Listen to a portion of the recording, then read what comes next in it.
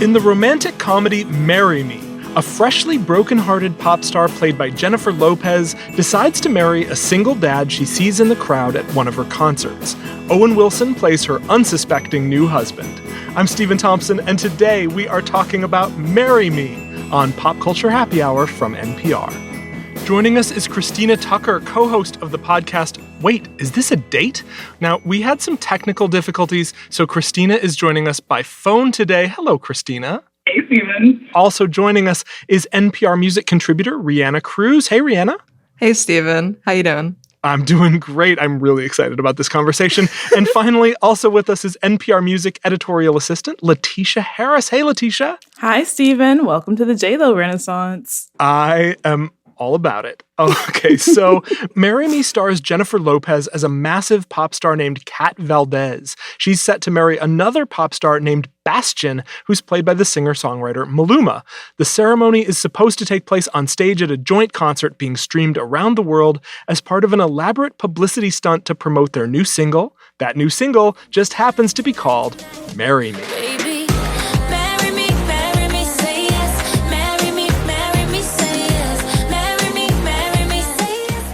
But during the concert, right as the ceremony is about to take place, Kat discovers that Bastion has been cheating on her. So Kat does what anyone would do in the situation. Given the presence of clergy and tens of millions of onlookers, she looks out into the crowd, sees a guy holding a sign that reads "Marry Me," and spontaneously accepts the proposal on sight. So the two actually get married on stage before anyone involved even bothers to learn his name. And from there, they get to know each other first as subjects of a PR campaign, then as friends, and then who knows? It's all complicated by the fact that he's a doofy hangdog, non-attention-seeking, everyday single dad who just wants to connect with his tween daughter and advise his school's math club. The cast includes Chloe Coleman as his daughter Lou and Sarah Silverman as his coworker and friend Parker, who also just happens to provide a fair bit of rom-com-style comic relief. Marry Me is based on a graphic novel by Bobby Crosby, directed by Kat Coiro, and written by John Rogers, Tammy Sager, and Harper Dill. You can find it in theaters or streaming on Peacock. Christina Tucker, I'm going to start with you. What did you think of Marry Me? You know, I am a sucker for a J-Lo rom-com. I was born in the right time. It just really imprinted on me. And I found this surprisingly charming. I think the new rom-com era, I always go in with like a little bit of hesitation. But this one, I was like, you know what? I buy these two. I believe J-Lo as a superstar, and I'm having a good time. I was charmed. I think a lot of the compliments we pay this movie are going to be delivered in several octaves above our normal. It was really good. I liked it. All right. Thank you, Christina. Rihanna Cruz, what did you think? I will start by saying that I don't usually watch rom-coms. I'm not a rom-com head. I think, like, for me, watching rom-coms is akin to pulling teeth in a type of way. Okay. So for me, this movie was quite baffling. I don't believe Owen Wilson and J-Lo. I don't think their chemistry is palpable. I think that in this movie, I'm actually a fan of Owen Wilson. And in this movie, I think that, like, neither him or J-Lo could act their way out of a paper bag. It was kind of crazy. Like, everyone in this movie was, like, either trying too hard or not trying enough. I don't know. Like, I don't know. I guess, like, my J-Lo experience in movies is, like, I watched Geely, like, a week ago. So, like, as one does. Right, as one just casually does. So I don't know if I was, like, really primed for the J-Lo renaissance, but it was fun. That's my answer. It was fun. Wait, so you were baffled by it, but you had fun? Oh, yes. I mean, I had fun is a surprisingly catch-all piece of praise, because if you ultimately enjoyed something, being like, okay, I didn't like their chemistry, I thought someone was trying too hard, someone wasn't trying enough, but I had fun, you enjoyed it. Okay, yes. Scaling all of it back, right? I did enjoy Marry Me. I think that is the final period on the sentence. Like, I enjoyed Marry Me. Yes, I thought it made no sense. I thought everybody was acting crazily for no reason. I didn't really understand half of the plot points, but, I had fun. Okay. All right. How about you, Letitia? As what often happens, Rihanna and I are on different pages. I think I judge a rom-com based on three things. Is it romantic? Is it outrageous? Did I cry? Marry Me hits the mark on all notes. My only problem is Owen Wilson. I think he's like really great for the role, but I really think it should have been Ben Affleck. Hold on a second. I have a theory that Bennifer is this government tool used to like sell the everyman on like celebrity worship culture and capitalism, which we all know has been declining in the pandemic. And this movie would have soared if Ben Affleck was in it. Like, that would have just made all the meta commentary, like, come together, like, so well. It's already, like, a huge nostalgia power trip, so I'm like, go full throttle. Give me what I want. I completely understand the whole celebrity culture thing. Like, I am very anti-worshipping celebrities, surprisingly. And Bennifer, for me, is like, I'm following every word. So, like, I think this movie would have been great if it was Ben Affleck. Owen Wilson, for me, does not do it. And I think that's why a lot of this movie didn't work. I like the scenes with Maluma. Like, yes, Maluma wasn't acting that well, but I think he had better chemistry with J-Lo than Owen Wilson did. I just feel like the Owen Wilson worked in a way that I wasn't expecting because he brings an energy that is kind of snarky, but it's affable at its core. And I don't know that Ben Affleck can be like believably affable person. Mm-hmm. Like, I feel like he's best used in like a snarky kind of like, ugh, this guy energy. And I don't think you can have that in this space. You want the guy to be like, oh, shucks. And I think that's why Owen Wilson works. Though I did go through like every famous man I could think of to be like, well, would his energy have worked? No, maybe not. It had to be Owen is what I came down to in the end.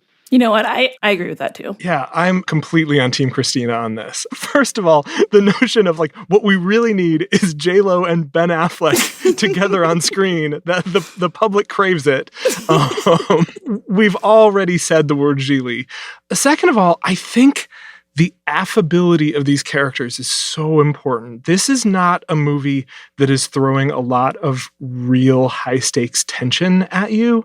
Even though cheating is at the core of the plot of this movie, the Maluma character is not necessarily a villain. This movie is not giving you a lot of real conflict. This is affable and this is pleasant. And I think that if you're looking for more of that Ben Affleck, like, slight heel energy, I don't think it would work with this script. And I gotta say, I don't know if it was the day I was having.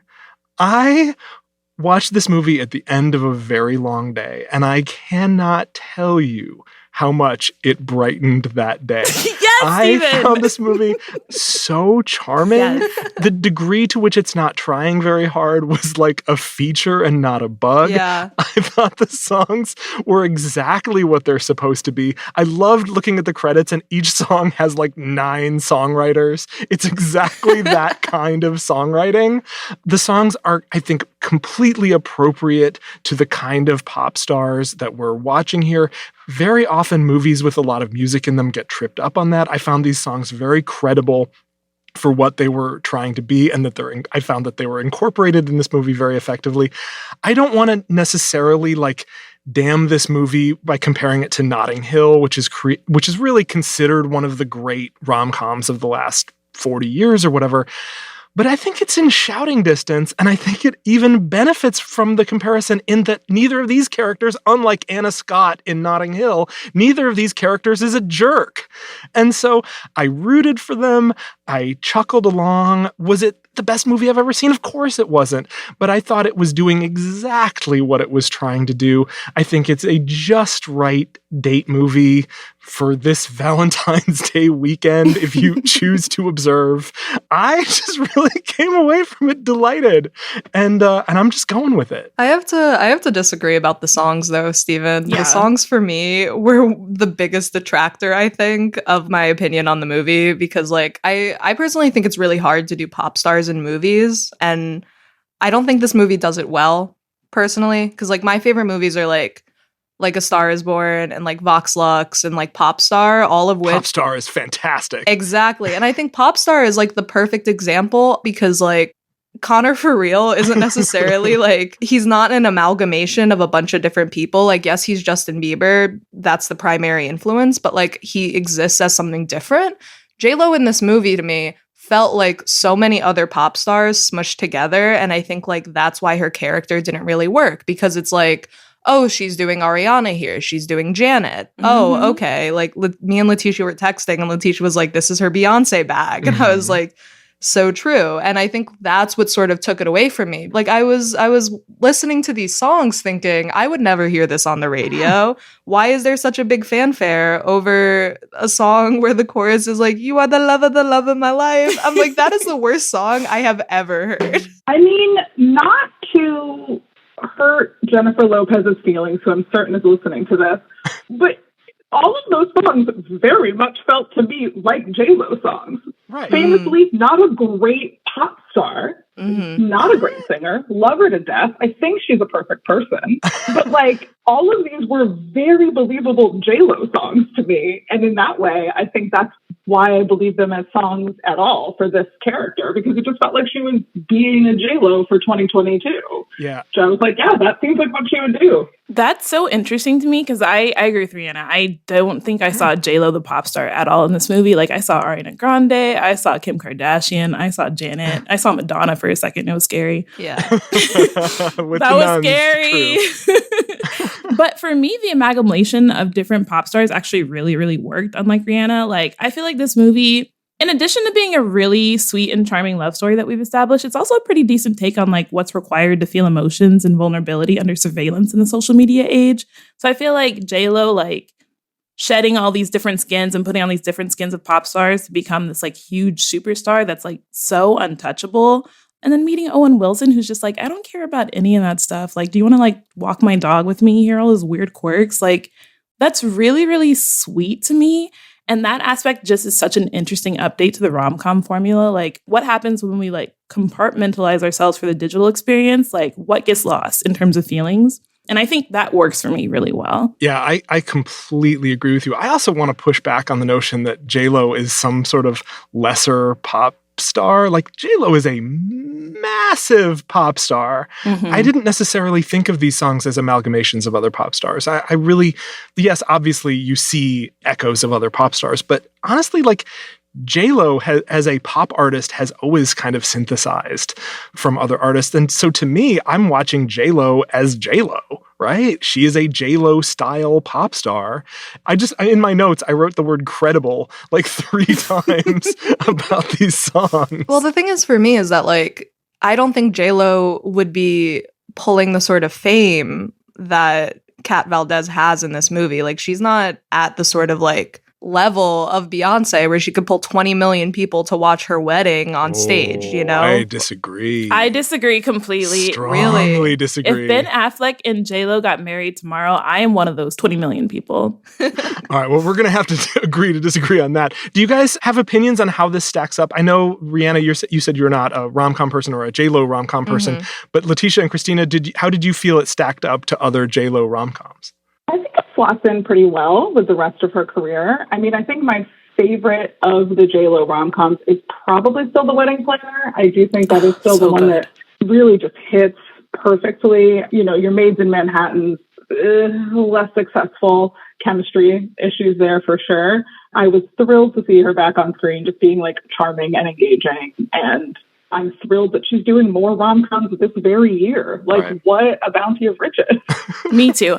I agree completely. I feel like out of all the J-Lo rom-coms, like, this is a very solid, like, top half. Like, I think for me, J-Lo is just, like, a very dependable rom-com actress and, like, obviously a good actor in general. But, like, I would watch her in any single rom-com she's ever in. I would root for her every single time. And I'm never disappointed by a J-Lo rom-com. Like, this was great for me. All right, well, we want to know what you think about Marry Me. Find us on Facebook at facebook.com/PCHH or tweet us at PCHH. Up next, what's making us happy this week? This message comes from NPR sponsor Ursa Major Skincare, obsessively crafting clean face and body care essentials made with a spirit of adventure. Ursa Major's fantastic face wash, made with cedar, spearmint, and lime, is designed to keep your face feeling fresh and clean while transporting you to the great outdoors. Enter code POP at ursamajorvt.com for 20% off your order. Not everybody wants to run around the White House or Congress all day. That's where the NPR Politics podcast comes in. At 5 p.m., NPR's best political reporters get together and break down the biggest political stories. No noise, just friends making sense of Washington. Listen to the NPR Politics Podcast every weekday. Now it's time for our favorite segment of this week and every week. What's making us happy this week? Rihanna Cruz, what's making you happy this week? Such a left turn from the rom-com discussion we just had. But to me, what's funny and incredibly romantic is men hitting other men in the nuts. And that is why the thing that's making me happy this week is the Jackass franchise and Jackass Forever. Probably one of the best examples of homoerotic friendship that I have ever seen on camera. I personally love the Jackass franchise because I think it really distills what friendship is. You know, like they always help each other up after they get down.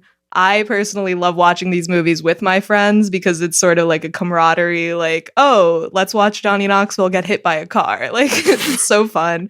Jackass Forever is really great. They bring in new people. They bring in a guy whose name is Poopies. I don't know where they found him, and he rocks. And him and Zach Holmes, who goes by Zackass, they bring some new life into the franchise, and it's great. So that is Jackass Forever. Rihanna, you contain multitudes. Christina, what is making you happy this week? This week, like many weeks, the podcast Radio Lab has made me very happy. It is hosted by comedians George Severius and Sam Taggart. The conceit is quite simple. They have a guest. That guest comes on and brings a topic of straight culture to really get to the bottom of. You've got your obvious things like quarter zips from the suburbs, but then there are some more esoteric things like fear, information, and perhaps their most shocking episode to date, apples. It is one of those shows that either you're in immediately or you're out very immediately, but it has been bringing me so much joy to listen to the two of them go on bits about literally anything you could fathom and try to understand what straight culture is. And it's making me happy. So that is Stradio Lab. Thank you, Christina Tucker. Letitia Harris, what's making you happy this week? Stephen, what is making me exorbitantly happy this week and many weeks is True Blood. My roommate and I started watching a couple of weeks ago, and it's literally all I think about now. Like, I live and breathe True Blood. If I'm bored, I'm thinking about Sookie Stackhouse, and I'm waiting to see her again. I actually finished Marry Me last night and immediately put on True Blood because I was like, I need to keep the happiness train going. My roommate got a COVID test the other day and just spoke in a Louisiana accent the whole time without realizing. And I was like, my gosh. I think we might be watching too much. I love it. Highly recommend if no one's seen it before. I'm sure everyone has. But. True Blood. I did not expect that. Letitia Harris, thank you so much. What is making me happy this week is a tweet from the actress Ana Fabrega, who is on a wonderful HBO show called Los Espookies. And Rihanna is pumping their fist right now on my Zoom. Oh, this is my favorite TV show. It is so wonderful, but it was not necessarily like a big pop culture phenomenon. It was a pretty short form series about a group of friends who basically, they love horror. And so they stage kind of horror scenes in order to trick people into thinking that they're real. It is such a lovely and deeply, deeply weird show. And it is also just like a very light lift if you want to check it out. It's streaming on HBO Max. I just love this show, Los Espookies, and the fact that we are about to get more of it. That is what is making me happy this week. One last thing before we go. Leading up to the Academy Awards, we're going to be talking about the Best Picture winners, and we want to know which ones are yours, not your favorite winner, the best. You can vote now at npr.org/bestpicture. Again, you can vote at npr.org/bestpicture. You can find me on Twitter at IDislikeSteven. You can follow Christina at C_Grace T. Letitia is at Letitia Writes, and Rihanna is at BipBurger. That's BIPP Burger. You can follow editor Jessica Reedy at Jessica_Reedy, and producers Candace Lim at The Candace Lim, and Rommel Wood at Blurgosphere. You can follow producer Mike Katzif at Mike Katzif, that's Katzif. Mike's band Hello Come In provides the music you are bobbing your head to right now. Thanks to all of you for being here. Thank you, Steven. Thanks for having us. I had a ball. Me too. Thank you for listening to Pop Culture Happy Hour from NPR. We will see you all next week when we'll be recapping this year's Super Bowl. This new year, Life Kit wants to help you succeed because everyone needs a little help being human. It can seem so overwhelming. You're not alone. Who can I commit to being? If you want to do something, then just do it. Just take that first step. Great advice every week. Listen to Life Kit from NPR. Hey friends, Linda Holmes here. I'd love it if you subscribed to Pop Culture Happy Hour Plus. You'll get a sponsor-free listen and, this is key, you'll be supporting our show. Subscribe now at plus.npr.org/happy hour.